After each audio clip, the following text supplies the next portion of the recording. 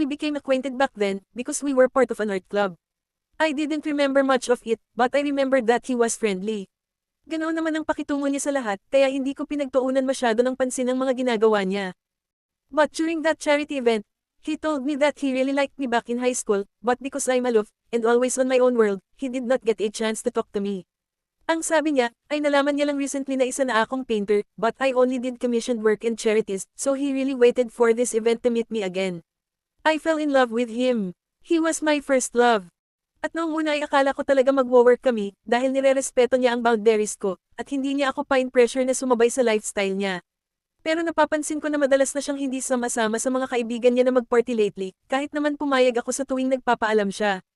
I really did not mind because I trust him. But little by little, I noticed that we really do not match, and that's when I started feeling bad for him. He deserved a girlfriend that would not hold him back and with the same likes as well as hobbies. Ayoko na dumating pa yung araw na maubos ang pasensya niya sa akin, dahil sa aming pagkakaiba.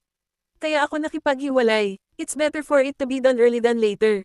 Pero wala akong lakas ng loob, na makipag-break ng personal kaya tinext ko na lang siya. At nasisiguro ko na sobra siyang galit sa akin ngayon. It's okay, I'm mad at myself too. But this was for the better. I smiled at myself in the mirror bitterly. You'll be fine, Pearl. You like being alone anyway. A tear fell from my left eye, and I instantly wiped it. Kinuha ko ang sling bag ko sa sofa, at naglakad papunta sa front door, nang bigla na lang may sunod-sunod na kumatok. Agad akong kinabahan dahil wala naman akong inaasahan na bisita. Then my heart instantly knew who it was, before I even hear his voice. Pearl, may silang, open this door. It's Julio. Patuloy ang pagkatok niya habang ako ay natigilan, at tulala lang sa saradong pintuan. Paano niya nalaman na narito ako?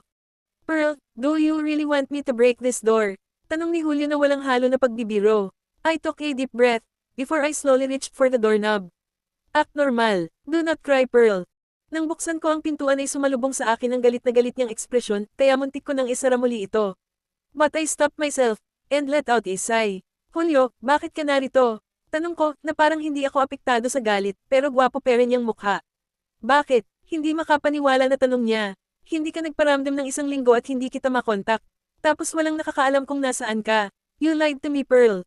Tapos kanina lang ay nalaman ko kay Wendy, na break na raw tayo kaya narito ka sa Tagaytay. He took a deep breath to calm himself down. Pero hindi nakaligtas sa akin ang naluluhan niyang mga mata. Can you please explain it to me, dahil wala akong naaalala na nag-break tayo. His tone was so cold that I felt my legs shivering. I texted you last week and explained why I broke up with you. You texted, seryoso ka ba? He asked like I spit on his face. Wait, hindi mo ba nabasa ang text ko? Wala kang text sa akin, after mong sabihin na nasa biyahe ka na papunta ng Laguna.